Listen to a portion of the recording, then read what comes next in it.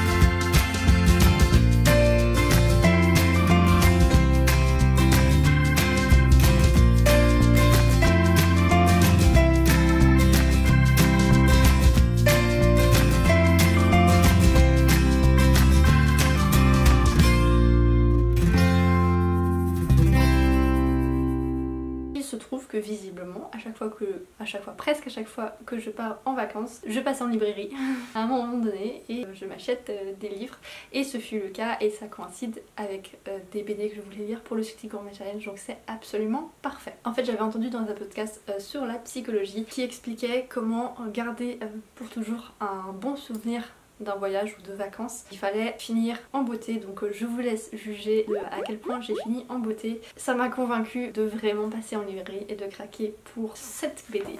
Voilà, Esther Anderson de Timothée de Fombelle. BD qui est sortie quasiment juste avant que je parte en vacances, que j'ai pas pu acheter avant de partir. Je me suis dit je vais pas me balader avec une BD. Bon au final je me suis baladée sur le retour. Vous savez à quel point j'aime Timothée de Fombelle. Et là les dessins, c'est tout à fait le genre de dessin que j'aime. Ça me rappelle un peu les dessins du petit Nicolas. Les couleurs sont magnifiques, c'est un peu un style un peu aquarelle et par contre c'est quelque chose qui est rangé au rayon jeunesse à partir de 6 ans, donc vraiment très jeunesse, mais j'ai pas trouvé l'histoire si jeunesse que ça. Disons que en fait la plume de Timothée de Fombelle est tellement belle, subtile et poétique que je me dis que pas tous les enfants ne saisiront le message qui est passé derrière, et c'est une histoire très courte, très belle, très aérée, hein. Il y a très peu de texte par rapport aux images. Ça met vraiment les dessins en valeur mais ça reste super beau. Enfin voilà, si j'étais du genre à pleurer, je lis un roman, clairement j'aurais pleuré tellement c'était beau et subtil. Je vous le recommande vivement, surtout si vous aimez beaucoup Timothée de Fombelle. Par contre le format est un peu embêtant pour mettre dans, dans sa bibliothèque. Une petite perle toute douce et parfaite pour l'été en plus, puisque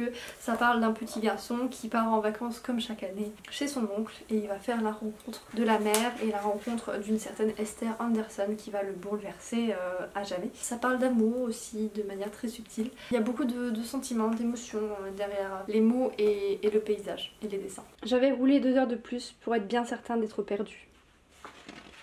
C'était là et je ne l'avais jamais su. Je sentais qu'après ça, tout serait différent pour toujours. Pourtant, je n'avais pas vu la plus grande vague, celle qui est arrivée par la plage comme une surprise. Les matins suivants, je suis partie très tôt. Je retrouvais toujours le bon chemin pour me perdre. Donc ça m'a permis de valider ma première assiette, donc il s'agissait de lire une BD. Et en plus de ça, hier, j'ai acheté une autre BD en fait. C'était soit je lisais Esther Anderson, soit je lisais Le Serment des Lampions. Et en fait, je l'ai acheté hier, vu que j'ai tellement aimé Esther Anderson. Je continue sur mes BD. C'est quelque chose de très, pas onirique, mais c'est très fantastique, très un peu what the fuck. Ça commence comme quelque chose de réel. On a l'impression qu'on va suivre des liens d'amitié entre des jeunes préados, on va dire. Et en fait, ça dérive vers quelque chose un peu what the fuck, un peu absurde. Dans la 4e de couverture, c'est dit que ça évoque les univers de Miyazaki, Alan Poe et Lewis Carroll. En effet, il y a ce côté un peu bizarre, ça reste très sympathique. Je m'attendais à ce qu'il y ait des messages derrière et tout, et j'ai plus l'impression que c'est juste une belle histoire. J'ai pas vraiment trouvé de message ou de côté engagé, je m'attendais à quelque chose et en fait non. Bon, cette lecture est très fraîche, je l'ai fait ce matin en me levant, donc j'ai un peu de mal à en parler et je ne sais pas exactement si c'est une très bonne lecture ou si c'est juste une bonne lecture. J'aime les dessins mais pas tous, c'est beau, les couleurs sont belles. J'aime pas du tout en fait quand le nez est dessiné avec trois vagues. Voilà, je supporte pas ça. Et le reste j'aime beaucoup. Et en plus, moi je l'ai déjà dit mais je me répète dans ce vlog vu que vous n'aurez pas forcément vu les autres vidéos, il est difficile à trouver, ça fait longtemps que je le cherche. En e-book il coûte assez cher, c'est un peu dommage d'avoir une BD en e-book, surtout si elle coûte cher, autant l'avoir en physique. Je ne trouvais pas à l'emprunter et en librairie il était toujours sur commande, donc je pouvais pas juger les dessins, je pouvais pas voir si ça me plaisait. Et là je suis passée à la librairie auquel je passe d'habitude et il y était un seul exemplaire et tout, donc j'ai pu voir si le style collait et j'ai pu enfin l'acheter. Donc je valide 2 fois cette assiette. Pour ma lecture prochaine, je vais essayer de finir le roman que j'ai commencé avant le début du Sweetie Gourmet Challenge. Il s'agit de Gras. C'est un très bon roman, mais c'est pas dense, mais c'est quelque chose que j'ai envie de lire lentement. En ce moment, j'ai eu des BD qui me sont passés sous la main et quelques mangas aussi. Donc forcément, ça repousse encore la fin de cette lecture. Sur ce, je vous laisse un peu avec le vlog de mon voyage. Et je vous retrouve dès que j'aurai attaqué une autre assiette de ce challenge. On est un jour bien plus longtemps que le moment où j'ai filmé ce que je viens de vous dire, mais en fait c'est parce que j'avais oublié de vous dire que en parallèle du Sweetie Gourmet Challenge, je me suis créé un petit bingo pour l'été, enfin pour l'été ou plus si affinité. En fait j'ai tellement de choses que j'ai envie de faire, j'ai tellement de trucs que j'aime bien faire, j'ai pas que la lecture comme passion, que j'ai du mal à m'y retrouver, j'ai du mal à avancer dans chacune de ces choses là. Comme j'ai beaucoup aimé le bingo du Plip de l'année dernière et celui de cette année avec les lectures et les actions, je me suis dit que j'allais reprendre cette méthode pour toute autre chose que la lecture. J'espère que ça me motivera, que ça m'aidera à atteindre des objectifs. Et comme vous en parlez en même temps que le vlog du Sweetie Gourmet Challenge, ça risque de faire beaucoup et peut-être de rendre le truc un peu trop complexe, un peu pas très logique et pas très compréhensible. Je pense que je vais faire un vlog séparé. Je sais pas si vous intéressera et puis si ça vous intéresse pas, ne regardez pas et regardez mes vlogs du Sweetie Gourmet Challenge, c'est pas grave. En tout cas moi ça va me faire plaisir de le faire. Et voilà, ça va me rajouter une motivation en plus je pense de parler de ce que je dois faire, il va falloir que je le respecte du coup. Hello, on se retrouve pour mon avancée du Sweetie Gourmet Challenge. J'ai enfin fini Gras. Je l'ai fini, on était autour du 1er ou du 2 juillet quand même. Et donc du coup je vais pouvoir passer à mon premier roman pour le Sweetie Gourmet Challenge. Il s'agit de L'obscure clarté de l'air de David Vann. David Vann, c'est un auteur que j'avais déjà découvert avec un autre Gallmeister que j'avais acheté après celui-là, mais voilà, j'ai eu envie de le lire avant. Donc j'avais déjà découvert sa plume, et en fait quand j'ai ouvert ça, en fait il a une plume très différente dans ce roman-là, très hachée. Alors d'habitude j'adore les plumes hachées, surtout pour les thrillers, mais là en fait c'est haché mais tout le temps à chaque phrase, et c'est très spécial, et je me suis dit bon c'est peut-être juste le premier chapitre, et en fait non, tous les chapitres ça va être tout du long. Il faut s'y habituer, c'est une histoire qui va tourner autour de Médée, donc clairement ce type de plume, je trouve ça donne de la puissance, de la la violence aussi, ça correspond bien au personnage. Mais voilà, c'est pas forcément pour tous les lecteurs. Je pense notamment à Amélie qui risque d'avoir beaucoup de mal. Mais ça se lit quand même relativement vite. En une journée j'étais déjà à 20% alors que j'ai pas énormément lu dans cette journée là. Donc voilà, je vous retrouve plus tard pour faire un bilan sur cette lecture. Hello! Alors je reviens pour vous parler de L'Obscure Clarté de l'air que je viens de finir. Et bah comme je l'avais dit juste avant je crois, quand j'en étais encore qu'au tout début, c'est très haché comme écriture tout du long, c'est absolument voulu puisque dans les autres romans l'auteur n'écrit pas pareil. Et du coup en effet ça n'a pas facilité la lecture, mais voilà, il y a eu d'autres soucis, enfin c'est pas une mauvaise lecture franchement, c'est de bonne qualité et tout. Il y a des choses qui sont un peu coincées, c'est une lecture difficile disons. Déjà c'est assez gore, bon en même temps c'est de la mythologie donc il faut s'y attendre. Mais voilà, c'est gore et c'est violent, c'est normal, c'est m'aider. Et en fait le gros problème avec cette écriture, c'est que le fait que ce soit très haché tout le temps, qu'il n'y a pas de dialogue d'ailleurs je crois, non il n'y a pas de dialogue, il n'y a pas réellement de description non plus. Et bah du coup je lisais pour lire et j'enregistrais pas vraiment, je visualisais pas vraiment. Et oui vraiment je lisais et quand je passais à la phrase suivante limite j'oubliais ce que j'avais lu avant et du coup c'est assez compliqué de suivre. Et c'est surtout que bah du coup je pense que c'est le genre de lecture que 2 semaines plus tard je vais avoir quasiment tout oublié. Et du coup c'est un peu dommage. Ah et puis j'ai un petit regret aussi, c'est que en fait dans Circé de Madeleine Miller, on avait croisé Médée qui échangeait un peu avec Circé et j'aurais aimé retrouver ce passage là mais du coup écrit par David Vann avec sa vision à lui. Mais il n'a pas eu lieu. Donc je sais pas si je peux le conseiller ou pas. Visiblement il y a des gens qui ont adoré, qui trouvaient ça exceptionnel. Il y a des petites phrases qui sont très intéressantes, il y a le côté un peu féministe qui est intéressant aussi. Et le personnage est très intéressant, enfin voilà ce personnage un peu fou, un peu violent, ce personnage qui vit des choses difficiles et là sa façon d'y réagir est très intéressante. Et clairement David Vann il écrit bien, hein. C'est pas pour tous les lecteurs en tout cas. Et donc du coup là j'ai besoin de faire une pause, donc j'ai commencé Tamanoir en e-book que j'ai acheté tout récemment. Là il y avait une opération à 1,99. C'est censé être une histoire policière un peu burlesque, enfin avec de l'humour et tout. Genre j'ai lu 30%. Pareil je suis pas très réceptive. Je me sens un peu perdue, un peu trimballée dans l'histoire et j'ai du mal avec l'humour. Voilà donc je lis en parallèle L'été de Katia, un petit polar aussi mais avec une histoire d'amour et un peu en mode secret de famille. Donc je pense que celui-là passera beaucoup mieux mais voilà j'ai déjà commencé, j'en suis là, bon pas très loin. Mais pareil l'écriture, c'est peut-être pas trop mon truc, c'est une écriture qui prend son temps, qui en rajoute en fait, qui va pas droit au but, qui est un peu ronflant. Je sais pas trop comment la décrire, je sais pas si vous voyez ce que je veux dire. Donc du coup je suis pas dans une très bonne période de lecture en ce moment. J'espère que ça va s'améliorer. Et du coup je vais peut-être faire une pause en finissant de lire la revue Curiose que j'ai déjà commencé. Je sais pas vous mais moi quand je lis des revues, je lis d'abord les articles les plus courts et ensuite je me garde les gros dossiers pour la fin. Où je lis aussi les...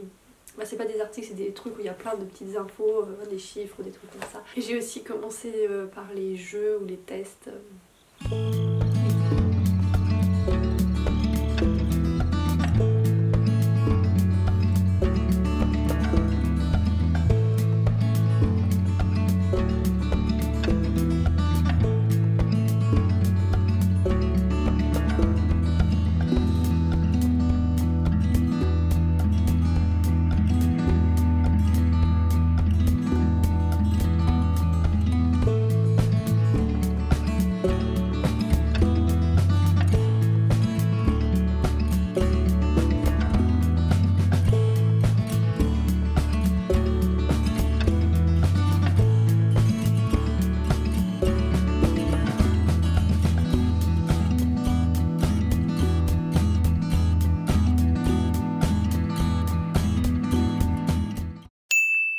Hello, on est lundi 12 juillet et j'ai fini un nouveau livre pour le Sweetie Gourmet Challenge. Un livre qui de base n'était pas dans ma palle. Il s'agit de L'été de Katia, un Gallmeister écrit par Trevanian. Je vous ai dit juste avant quand je l'avais acheté et pourquoi je l'avais acheté. Et voilà, je l'ai lu. Alors ce fut pas aussi palpitant, intense et surprenant que ce à quoi je m'attendais. Mais contrairement à ce que je vous ai dit juste avant, la plume finalement ça va, c'est un style, ça va bien avec le contexte, avec l'histoire. Et ça se lit très bien. C'est doux, pas dans le sens où l'histoire est douce et agréable et feel good, mais dans le sens plus rythme de lecture dynamique. Mais par contre le petit secret de famille ne m'a pas particulièrement surprise, c'est pas particulièrement original, enfin quand on a l'habitude de ce genre de secret un peu de type polar, bah on n'est pas forcément surpris. Après il est pas mauvais pour autant, voilà, il est juste pas excellent. Et un très bon point pour lui c'est ses personnages, j'ai vraiment beaucoup aimé les personnages. Le personnage principal, c'est pas mon préféré mais voilà, c'est quelqu'un de gentil, qui analyse les choses et tout. Par contre le frère de Katia est très intéressant, j'ai beaucoup aimé son personnage, un peu caustique, un peu cynique. C'est un peu le genre de personnage qui paraît pas très agréable au premier abord mais en fait c'est un rôle qui se donne et au final quand on apprend à mieux le découvrir, à découvrir ses blessures, son passé, pourquoi il agit comme ça, on lui pardonne un peu et on pardonne ses petites piques blessantes et on finit par le trouver drôle. Et par contre pour le personnage de Katia, bah, autant au début je l'aimais beaucoup, voilà, c'est clairement une femme qui est née à la mauvaise époque, qui paraît forte, qui lutte un peu contre les conventions sociales de l'époque, ou en tout cas qui les rejette et qui ne les respecte pas. Et ça c'est très grave, ce genre de personnage que j'aime bien. Mais d'un autre côté elle a un peu esprit léger on va dire, elle affronte pas vraiment les choses et elle paraît avoir une grande soif de vie, une grande joie de vivre, voilà, un étonnement pour tout. Donc concrètement le travail sur les personnages est vraiment très bien fait. Je reviens sur cette plume que j'avais critiquée au début, elle est très adaptée parce qu'en fait le personnage principal qui est aussi le narrateur, voilà, il a une quarantaine d'années, 45 ans je crois, et en fait il écrit ses souvenirs sur l'été qu'il a passé avec Katia, donc l'été 1914, et il nous parle de cette histoire un peu mystérieuse et il nous raconte son ressenti, ses souvenirs et tout ça, et c'est très mignon. Autant j'ai pas été hyper surprise par les révélations, mais par contre j'ai beaucoup aimé la dernière page où le personnage nous offre une autre dimension que la conclusion du dernier chapitre. Et donc au final ça me permet de valider l'assiette que je comptais valider avec le labyrinthe des esprits ou avec le fil rompu. Je lirai certainement au moins un de ces deux romans. J'espère le labyrinthe des esprits parce que ça fait quand même un moment que je suis censée le lire. Mais en attendant j'ai quand même validé l'assiette avec celui-là.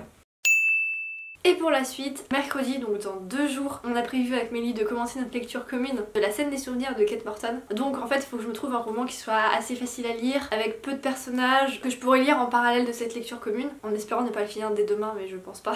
Donc j'ai choisi L'oiseau et la lame de Megan Brannan, que j'avais reçu pour le swap, qui faisait partie de ma pile à lire. C'est censé être un jeunesse je crois, donc ça devrait se lire facilement, même s'il paraît assez gros comme ça. Ça se passe dans un contexte chinois et mongol, ça a l'air assez intéressant, ça a l'air de parler de liberté et de un peu de manipulation et tout ça.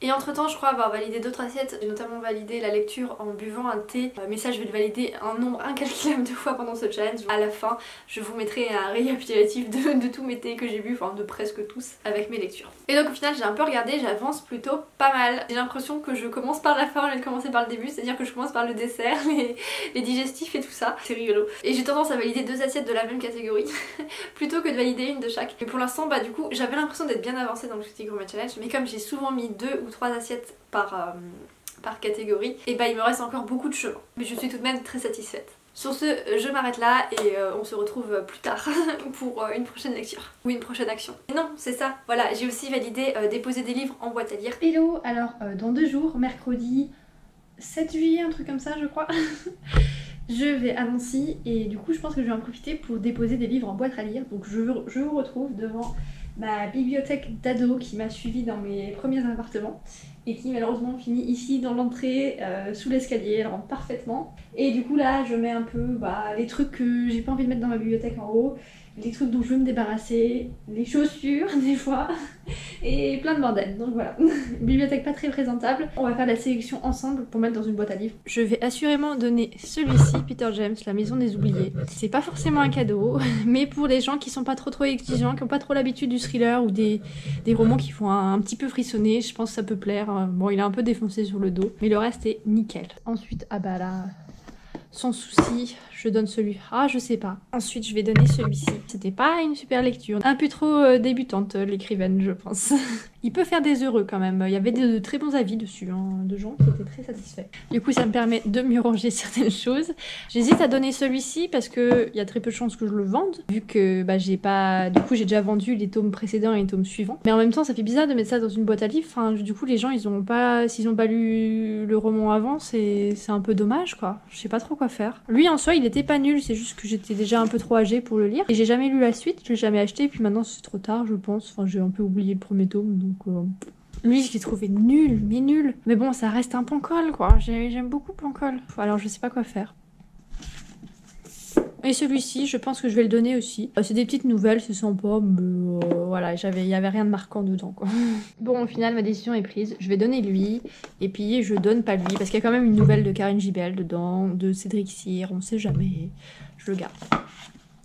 Lui, je le donne pas, parce que j'ai l'intégrale. C'est beaucoup plus facile à lire en tome 1, mais donc voilà, il est pas nul, hein. C'est pas parce qu'il est nul qu'il est en bas, c'est juste parce que l'intégrale est en haut. Pénis de table, c'était une BD. Ouais, c'est intéressant, mais franchement... C'était pas conforme à ce que j'en avais entendu parler.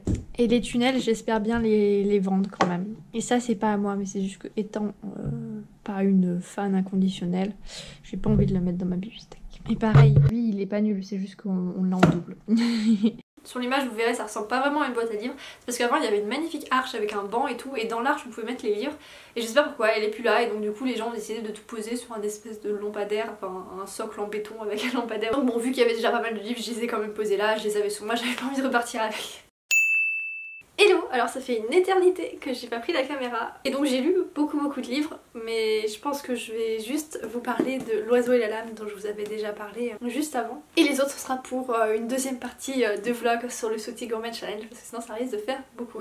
C'est pas tellement que ça risque de faire beaucoup parce qu'en fait j'ai déjà commencé à monter et je vois à peu près où j'en suis. C'est surtout que j'ai tellement bien avancé que pour le deuxième vlog il risque d'y avoir juste 5 minutes de vlog, donc je pense que je vais juste m'arrêter à L'Oiseau et la Lame pour cette fois. Et donc du coup en fait on est le 29 juillet et celui-là ça fait une éternité que je l'ai lu. En fait je vous avais dit j'avais besoin d'une lecture pour lire juste avant le début de la lecture commune de la scène des souvenirs. J'avais besoin d'une lecture assez facile. Je vous avais dit que c'était un jeunesse et d'ailleurs je l'ai mis dans mon assiette jeunesse du Sauté Gourmet Challenge et en fait je pense que c'est plus un young adulte, alors après c'est pas grave, je vais le laisser quand même. De toute façon je sais jamais trop faire la différence entre les deux, mais il y a quand même beaucoup de morts, beaucoup de batailles et de sang pour quelque chose de jeunesse, après je sais pas. Hein. Alors au début j'ai trouvé ça pas hyper prenant, ça se lit correctement mais c'est pas hyper addictif. J'ai pas tout à fait aimé le personnage principal féminin au début puisqu'elle arrêtait pas de se rabaisser mais tout le temps. Au bout d'un moment ok t'as une faible estime de toi mais t'es pas obligé de le répéter à chaque fois en mode oh là là non mais de toute façon je suis nulle, je peux pas faire ça.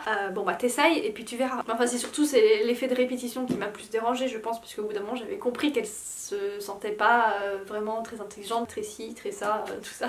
Par contre dans la plume il y a des trucs que j'ai plutôt bien aimé. Je me demande si c'est pas écrit par un synesthète parce qu'il fait des associations entre différents sens du genre il a décrit l'innocence comme étant bleue, ce genre de choses. Les comparaisons sont sympathiques. En fait c'est plus une romance, enfin c'est une romance particulière. Moi j'étais intriguée par l'aspect mythologie chinoise et mongole, enfin pas mythologie mais l'aspect culture chinoise et mongole. J'avais envie de voyager un petit peu. En fait c'est plus une réécriture de contes que l'auteur a fait à sa sauce. L'auteur ou l'autrice, je ne sais pas si c'est un homme ou une femme. C'est une réécriture du prince Calaf et la princesse de Chine. Clairement c'est fait à sa sauce, de toute façon elle explique à la fin très bien ce qui est vrai, ce qui est pas vrai. Quelle a été son inspiration. Enfin du coup je dis elle, bon c'est pas grave si c'est un il tant pis. Elle explique aussi les faits réels et ce qu'elle a modifié. Ah, voilà, ce qui était très bien, très intéressant. Et par contre du coup c'est une espèce de romance. Alors au début j'ai trouvé que ça arrivait trop vite, mais par contre la fin je l'ai trouvée magnifique, magistrale, très touchante. Vraiment j'ai adoré cette fin. Du coup globalement j'ai adoré cette histoire même si du coup au début c'était un peu lent et que des choses arrivaient trop vite. Et les personnages, enfin voilà, j'ai vraiment adoré. Un personnage qui au début est complètement antipathique, à la fin on finit par l'apprécier. Non, vraiment très agréable. J'ai voyagé mais pas autant que ce que je le souhaitais, mais enfin c'est pas grave. Mais vraiment cette fin, magnifique, magnifique. Et clairement là on n'est pas dans des clichés du young adulte ou de la jeunesse pour la fin. Vraiment on s'en éloigne complètement. Et je pense que c'est l'aspect conte aussi qui fait ça, c'est un peu plus tragique, c'est un peu plus romanesque. Bref, voilà, je vais m'arrêter là.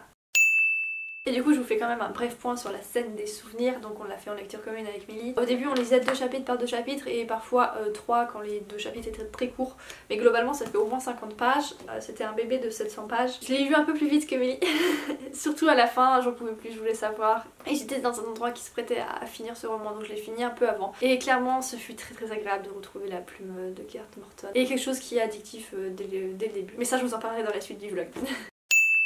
Et du coup je vous laisse avec un mix de tous les thés que j'ai fait à côté de mes lectures, enfin les thés et autres boissons. Et puis je vous laisse aussi avec un mix de toutes les fois où j'ai lu avec mon chat, puisqu'il est venu beaucoup m'envahir ces derniers temps. C'était des plus agréables. J'ai failli oublier de vous faire un rapide bilan de C'était Gourmet Challenge, de mon avancée en tout cas, et de ce qu'il me reste à lire avant de commencer le deuxième vlog du Sweetie Gourmet Challenge. Donc en gros j'ai vraiment beaucoup avancé. Là je voulais pas mettre dans ce vlog là, mais j'ai validé l'assiette lire en extérieur, lire avec les pieds dans l'eau et lire nu. Je vous en parlerai dans le vlog d'après. Du coup j'ai validé aussi lire l'anti-magicien, dont je vous parlerai après. Donc il me reste pas beaucoup de livres à lire. Il me reste toutes les histoires d'amour du monde. Pareil, je l'ai déjà commencé. Donc ça va pas me prendre extrêmement de temps avant de valider cette assiette. Il me reste à lire Le sang de la cité. Donc bon, c'est quand même une grosse lecture. Celui-là, il me reste à lire Aurélien de Aragon. Pareil, une grosse lecture. Et un petit joker que je m'étais mis. J'aurais pas dû me le mettre, mais c'est pas grave, je me suis mis quand même. C'est lire Une valeur sûre. Donc je voulais lire un thriller, Karen Gibel, Tilliez, ce genre de choses. Ou peut-être un autre. Donc voilà, ça fait 3 romans, 2 moyennement gros et un facile à lire. Il reste encore tout le mois d'août. Une partie du mois de septembre, donc je pense que ça devrait aller. Ah oui, et puis il me reste aussi 2 jours sans lire. Alors là actuellement j'ai envie de lire, j'ai pas envie de m'arrêter pendant 2 jours, donc c'est pas prévu tout de suite hein. En tout cas de votre côté j'espère que vous avancez bien, j'espère que ça vous fait plaisir. Peut-être que vous l'avez déjà fini ce challenge, n'hésitez pas à me dire ça en commentaire. Puis en attendant une prochaine vidéo, je vous souhaite de très bonnes lectures.